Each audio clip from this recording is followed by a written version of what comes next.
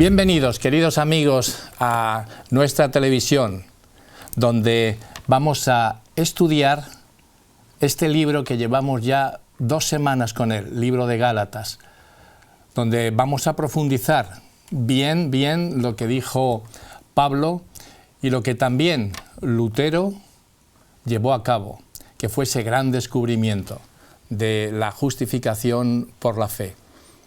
Hoy tenemos en el programa un compañero, un amigo que ya lo traemos en repetidas ocasiones por la fluidez de su conversación, por aquello que nos hace llegar a comprender mejor lo que es la palabra de Dios.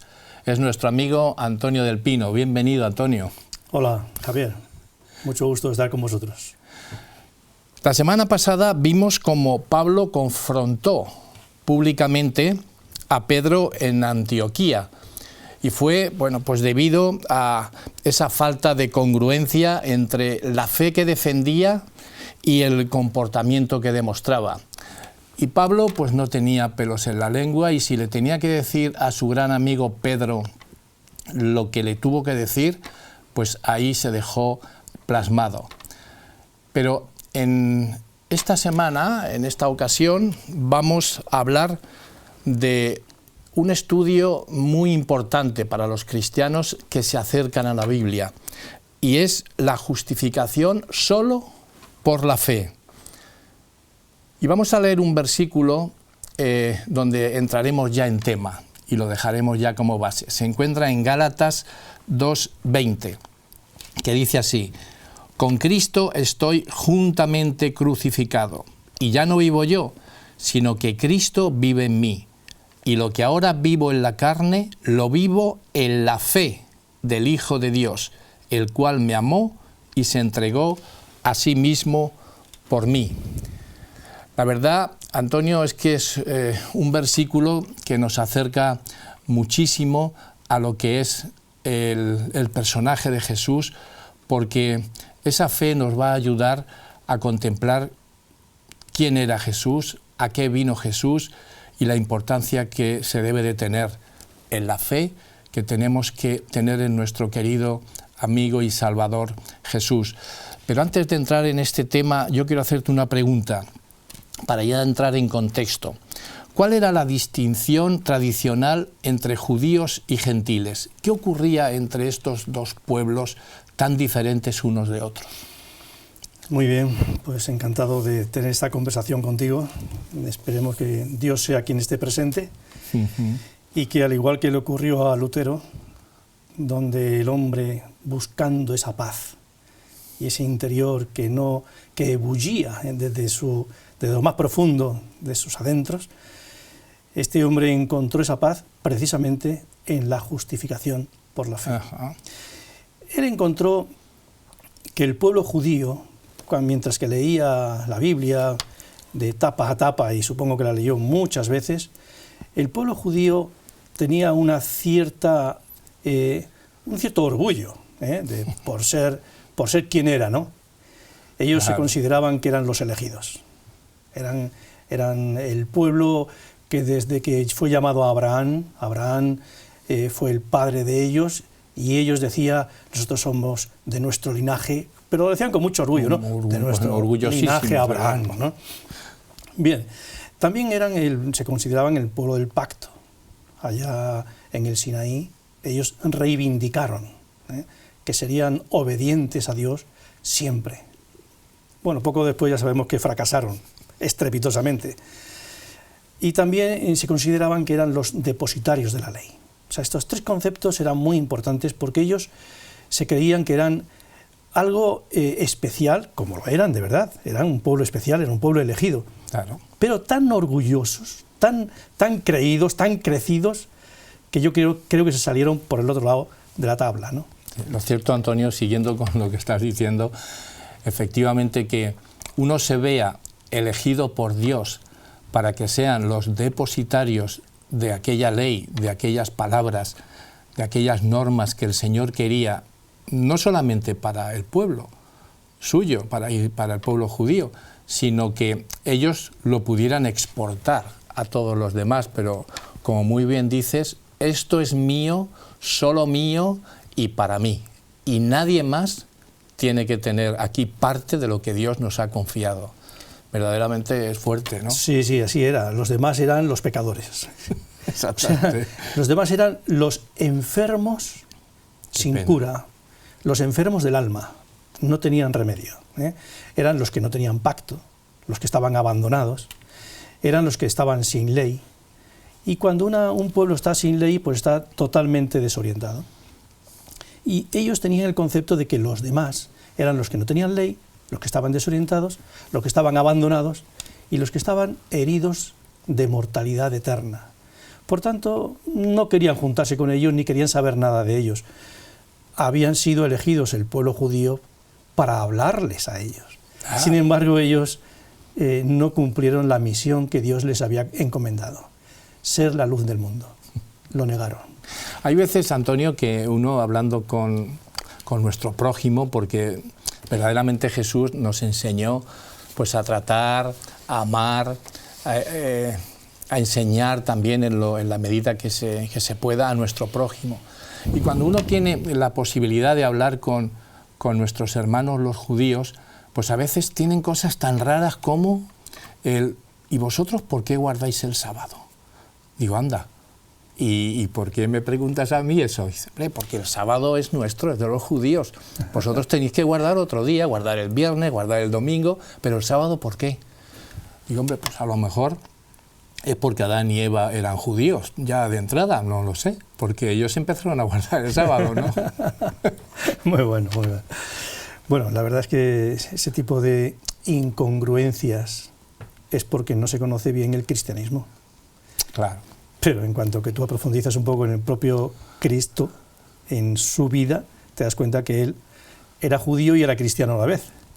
Él guardaba el sábado y nunca anuló la ley. Así que los cristianos recibimos lo mismo que Cristo había hecho. Totalmente. Antonio, ya que en Gálatas 2, 16 y 17 son versículos claves y repite hasta 4 veces la palabra justificación, ¿qué entendemos por justificación? Vamos a leer, si te parece, muy bien, en Gálatas 2, 16 y 17 y entramos ya a profundizar en la palabrita esta de justificación. Sabiendo que el hombre no es justificado por las obras de la ley, sino por la fe de Jesucristo, nosotros también hemos creído en Jesucristo, para ser justificados por la fe de Cristo y no por las obras de la ley, por cuanto por las obras de la ley nadie será justificado. Ahora bien, si buscando ser justificado en Cristo también nosotros resultamos ser pecadores, ¿es por eso Cristo ministro de pecado? De ninguna manera. Bueno. Efectivamente. Pues bien, en base a este texto, el apóstol Pablo deja bien claro que hay una forma en que el hombre no se puede salvar. Y en el versículo 16 repite 3 veces. Sí, señor. No nos podemos salvar por las obras de la ley. No nos podemos salvar por las obras de la ley. 3 veces lo repite en un solo texto. ¿Qué es la ley, según el apóstol Pablo? La ley puede tener varias posibilidades en cuanto a interpretación. Ley puede ser la voluntad general de Dios. Puede ser el Pentateuco, o sea, los 5 primeros libros de la Biblia. Puede ser todo el Antiguo Testamento. O puede ser una idea como un principio general. Digamos que esto podrían ser los 4 o 5 conceptos generales, ¿no? Cuando el apóstol Pablo habla de ley, ¿cuál es la probabilidad de que de estos 4 o 5 conceptos a la que él alude? Seguramente él está aludiendo a los principios, a las leyes y a las normas, tanto morales como ceremoniales que se habían dado en el Antiguo Testamento. Y cuando el pueblo judío se aferraba a ese tipo de leyes para salvarse, para justificarse, para ser perfectos, para ser justos, solamente guardando esas leyes, pues claro, es que era imposible. ¿Por qué es imposible?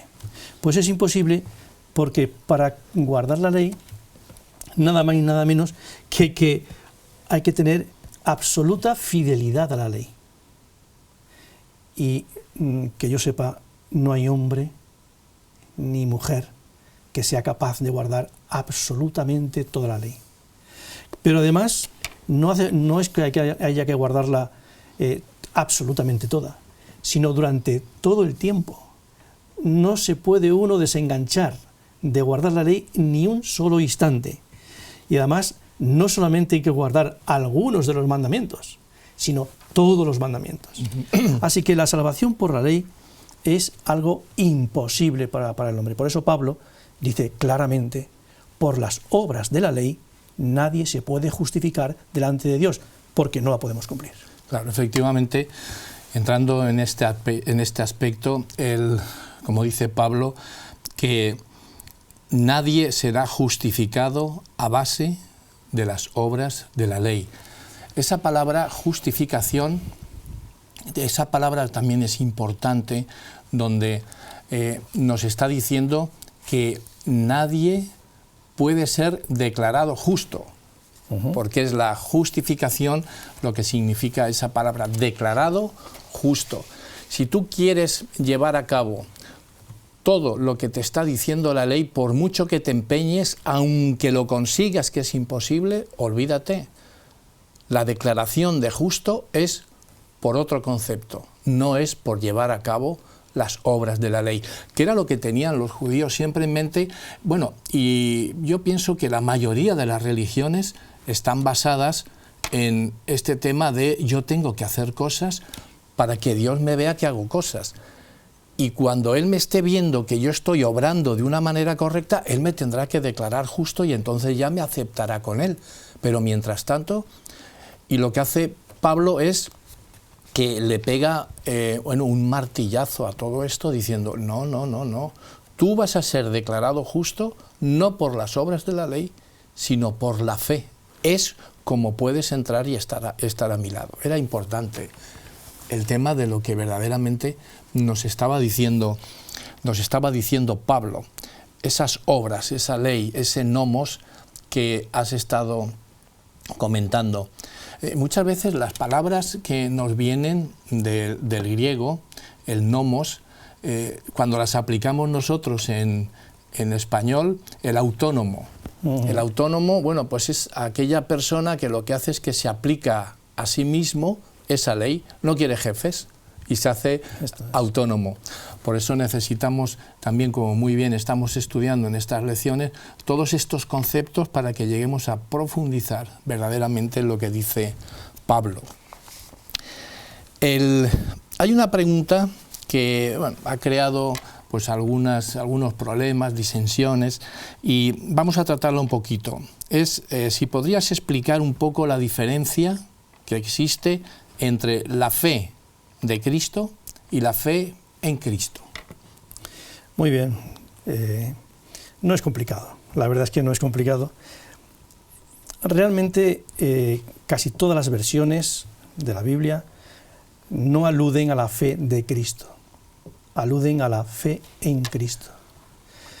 Es verdad que hay por ahí alguna Biblia de origen siríaco que alude en sus escritos, precisamente en Gálatas 2:16, habla de la fe de Cristo. Pero si entendemos la fe como el concepto de fidelidad, bueno, entonces entonces sí que podemos decir que es la fidelidad de Cristo la que nos salva. Realmente Cristo cumplió fielmente todo lo que se propuso en el concilio eterno que hiciera. Él vino a esta tierra, ha llegado el tiempo, como dice Gálatas 4, y venido el cumplimiento del tiempo, Dios envió a su Hijo. Y Él fue fiel cuando vino a esta tierra. Fue fiel en su vida. Todos los pormenores que se nos narran de sus hechos en los evangelios arrojan una fidelidad absoluta. Él fue fiel hasta en su muerte. Y es verdad, el Padre le consideró el fiel pero con mayúscula. Resucitó, porque el pecado no tuvo ni una sola micra de polvo en él. En él nada. Nada, absolutamente nada. ¿Y fue tentado? Fue tentado en todo, pero sin pecado. Sin pecado. Así que resucitó. Y ahora mismo, que para nosotros eso es maravilloso, está sentado a la diestra de Dios, y está intercediendo por nosotros. Así que en su fidelidad nosotros ejercemos nuestra fe. Y en nuestra fe no es meritoria, nuestra fe no tiene nada de méritos, simplemente que se coge de su fidelidad. De aquello que hizo Jesús por nosotros. Y entonces en su fidelidad el Padre acepta nuestra fe, nuestra vida. Y es en Él donde nos dará la vida eterna. Es bien bonito y bien precioso ver cómo cuando nosotros nos acercamos, nos asimos de Cristo y de sus obras, de todo lo que hizo a nuestro favor, eso es lo que nos justifica, lo que nos declara justo. Y esa palabra que has empleado muy bien, fiel, estaba pensando en una romana, ¿sabes? ¿No? Que sí, eso lo hemos visto muchas veces en los mercadillos y nosotros, bueno, pues que ya peinamos canas, ya somos gente ya pues mayor, ¿no? En los mercados estaban allí, bueno, la gente que vendía y tal, pues tenía esas romanas, esas balanzas para poner ahí, ¿cuánto quieres? 1 kilo de tomates. Bueno, pues ponía entonces el kilo, que ya lo tenía ahí preparado, e iba poniendo tomates hasta que el fiel marcaba y decía, ahora está equilibrado, ahora es correcto, el kilo que yo tenía ya estipulado con el kilo de tomates que te pongo.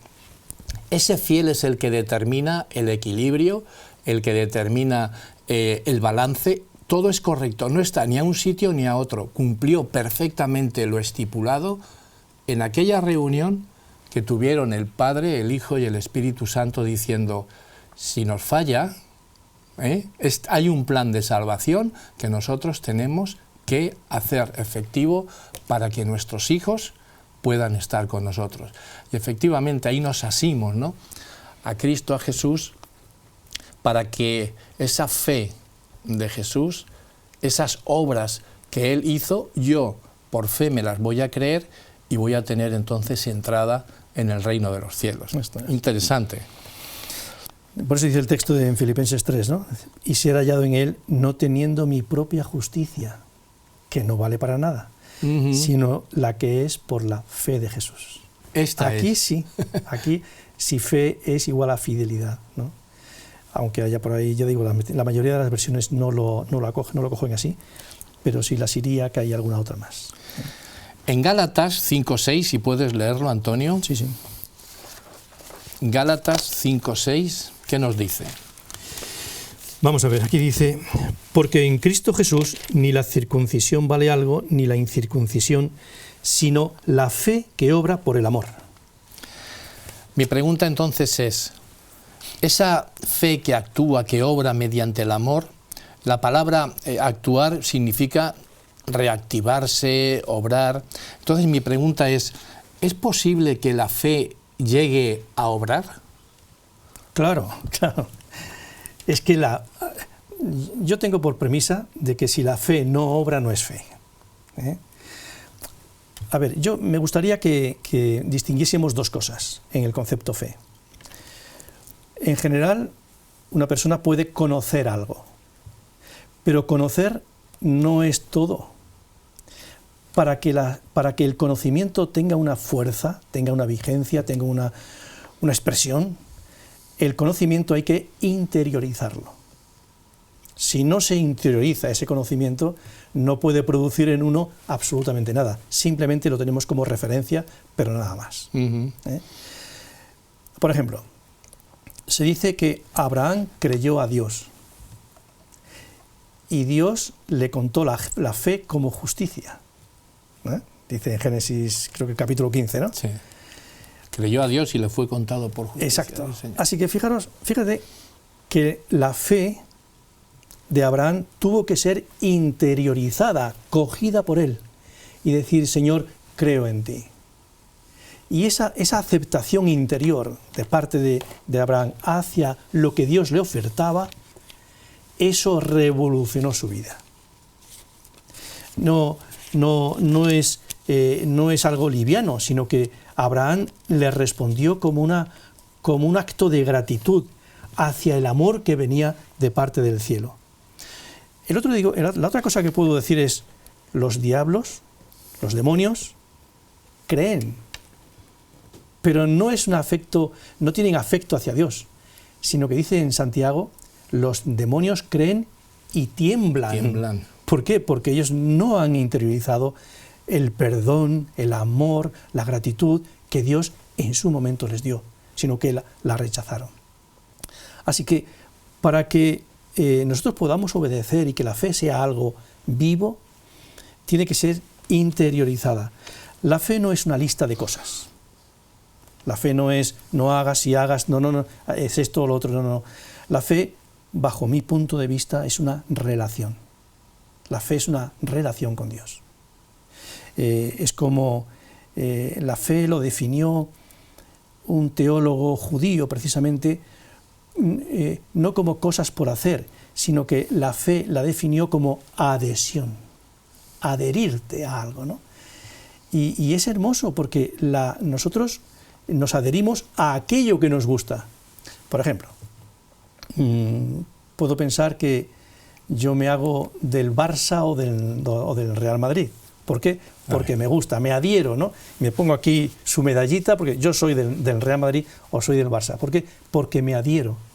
Hay jóvenes que se adhieren a cantantes, a conjuntos, ¿no? Y dice, pues a mí me gusta mucho el cantante X, ¿no? Bueno, la fe es adherirte a algo que te gusta mucho. Y a partir de ese momento, tú defiendes eso que te gusta tanto. Cuando yo era novio de Pili, cualquier cosa que me pidiera Pili, ahí estabas tú. Yo lo hacía. Claro. Bueno, ahora también. Eso de que yo lo hacía. Ahora también sigo haciéndolo. Pero, ¿por qué? Porque el amor hacia ella, mi ilusión hacia ella, me llevaba a hacer las cosas que a ella le gustaban. Claro, sí. Y ahora también. La quiero mucho. Por supuesto, eso va increciendo, ¿no? Cada vez más. Cuando estudiaba en el seminario, allá en Sagunto, nos dieron una definición de fe muy interesante.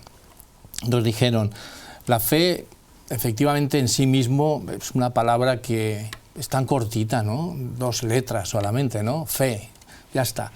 Pero dice, lleva consigo cosas. Por ejemplo, la fe es obedecer, es creer y es confiar.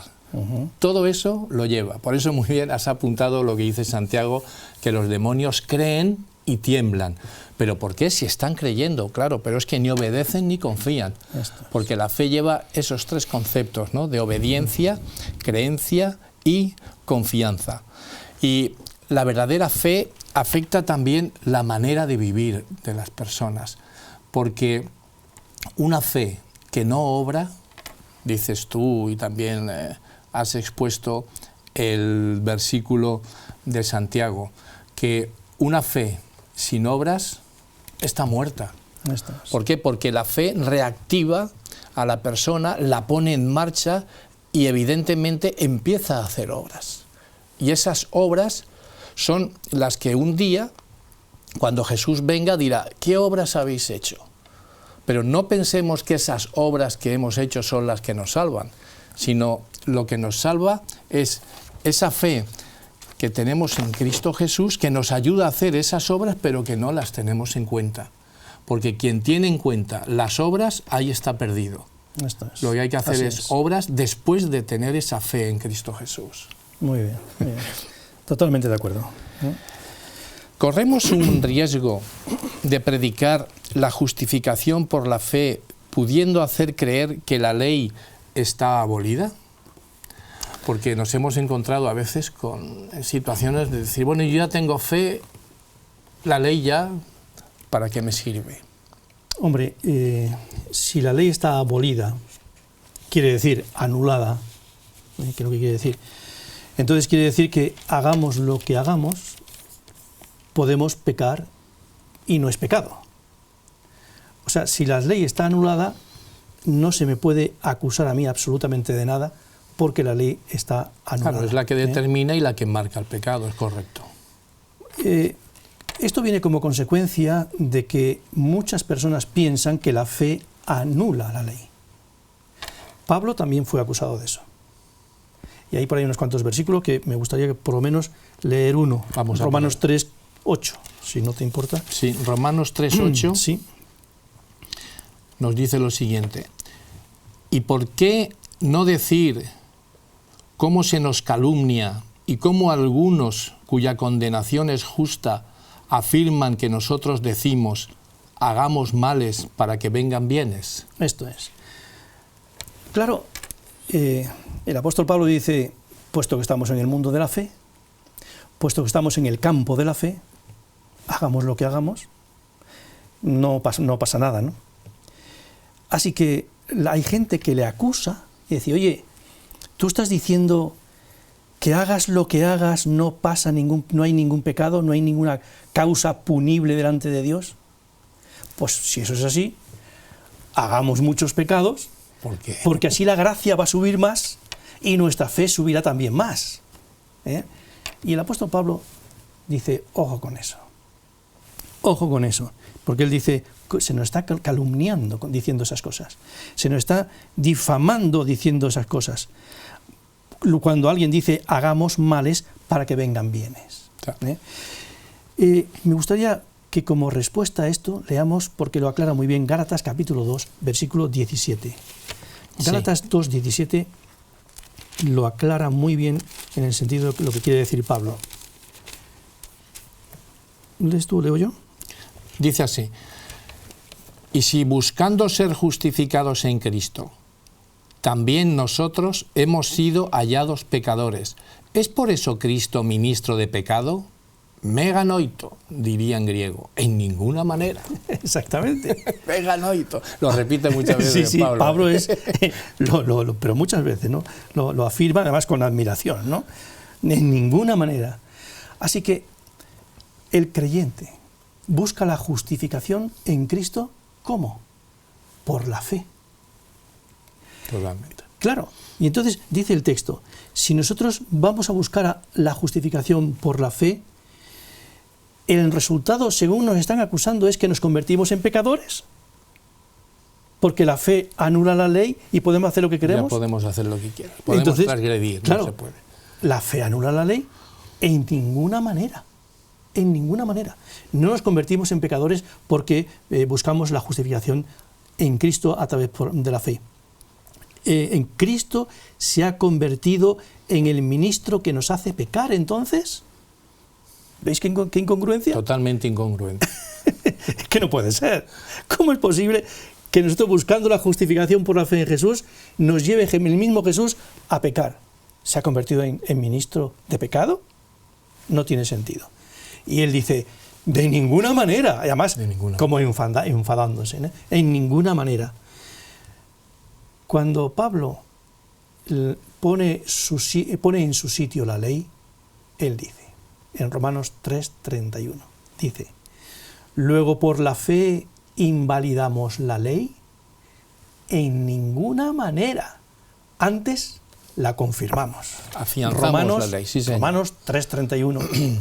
Así que el apóstol Pablo en ningún sitio dice que la ley esté anulada, sino que la fe confirma la ley. Y esto es así. Sí, de una manera también práctica, démonos cuenta en una ciudad donde se suprima por un día la ley de circulación. Que cada uno el caos haga lo que quiera. Hoy vía libre para todos. ¿Qué ocurriría si no hubiera esa ley de circulación? Una ley que te dice tienes que conducir por la derecha, tienes que ir a menos de 70 kilómetros por hora. Cuando veas un semáforo en rojo tienes que pararte. Verde es cuando tienes que cruzar. ¿Qué ocurriría si un día todas esas leyes acabaran fuera? Imagínate. Bueno, pues si ponemos esa ley a la cual hemos referido al principio, ese nomos, esa ley moral, donde cada uno haga lo que crea conveniente porque yo ya tengo fe en Cristo y una vez salvo, siempre soy salvo, esa ley no puede dejar de existir, porque además la ley es eterna, es el carácter de Dios expresado en palabras. Esa ley va a seguir siendo por toda la eternidad. No podemos nunca decir esto se acabó. Además, las palabras de Jesús eran claras, ¿no? Recuerdo ahora este versículo de Mateo 5:17. Mateo 5:17, sí. Mateo 5:17, donde el mismo Jesús, bueno, pues en aquel sermón del monte, que ha sido ese sermón que ha durado durante 2000 años y siguen investigando sobre él, nos está diciendo en el capítulo 5, versículo 17, dice: no penséis que he venido para abrogar, para quitar, para desechar la ley o los profetas. No he venido para abrogar, sino para cumplir. Exacto. Porque de cierto os digo que hasta que pase el cielo y la tierra, ni una iota, ni una jota, ni una tilde pasarán de ningún modo de la ley hasta que todo se haya realizado. Está claro. ¿Cómo es posible? Pero claro, es que Pablo estaba confrontándose con aquellos que pensaban de la misma manera que él pensaba hace un tiempo. Sí, y sí. él les estaba diciendo, Atrás. mira, esto lo he comprendido bien y es que tiene razón. Jesús, que estuvo aquí y que nosotros lo crucificamos, es que tiene razón. Es la fe en Cristo lo que nos justifica y no las obras de la ley. Y claro, se enfadaba. En ninguna manera, ¿de qué estamos hablando? Entiendo que la fe es relación. Tal vez sea la palabra que más lo defina, ¿no? Relación con Jesús, relación con el Espíritu Santo, relación con el Padre a través de su Hijo. Y puesto que la fe es relación, los mandamientos, que a fin de cuentas estaban mostrados o indicados en palabras, pues las palabras es letra. Y unas palabras no pueden recoger todo aquello que en su amplio designio quiere cubrir. Por eso yo entiendo que en la persona que está llevada por la fe hacia el Señor, esa relación con el Señor hace que esas palabras las entienda no como letra, sino como espíritu. Y entonces cuando él dijo, me estoy acordando ahora cuando Jesús dice, oísteis que fue dicho no matarás, pero cualquiera que, dice algunas cositas más, insulte a su hermano será culpable de juicio. Está relacionando perfectamente el mandamiento de no matarás y le está dando un cariz espiritual. Porque el hombre de fe, la mujer de fe, no solamente se atiene a la estricta letra, sino que va más allá profundizando en el significado profundo de lo que el Señor espera de sus hijos.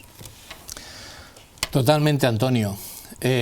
Verdaderamente es una maravilla profundizar en la palabra, estar con ella buceando, porque la palabra de Dios, la Biblia, es lo que nos dejó el Señor y ya lleva 3.500 años con nosotros, y cada vez que nos acercamos a ella, pues extraemos unos tesoros que nos hacen ver lo maravilloso que es nuestro Señor Jesús.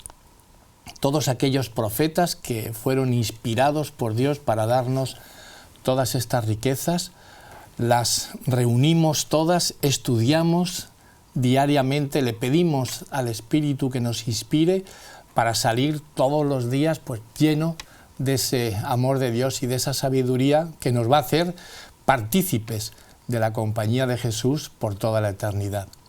Pues muy bien, Antonio, gracias por haber estado con nosotros y ahora pues tienes un tiempito, un minuto para dirigirte a nuestros telespectadores y ya cierras, concluyes todo lo que hemos dicho en este programa. Muy bien, muchas gracias. Gracias. Yo creo que la fe es algo extraordinario. La fe es algo que no se da como si fuese una lotería. La fe está al alcance de toda persona que quiera conocer la previsión que Dios ha hecho para acabar con el pecado, el mal, el dolor en este mundo. La fe está al alcance de tu mano.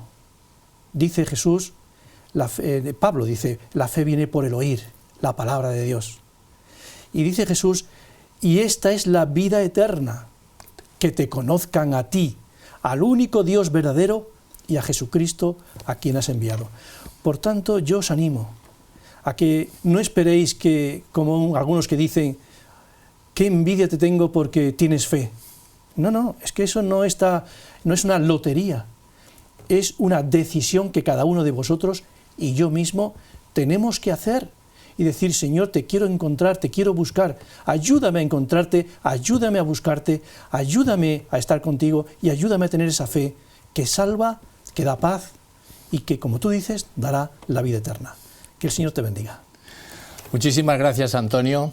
Y a todos nuestros telespectadores de Logos Televisión, también un gran abrazo para todos vosotros y os emplazo para la semana que viene para poder estudiar y para poder adentrarnos en las maravillas que tiene nuestra Biblia, las Sagradas Escrituras. Que tengáis una feliz semana, que Dios os bendiga.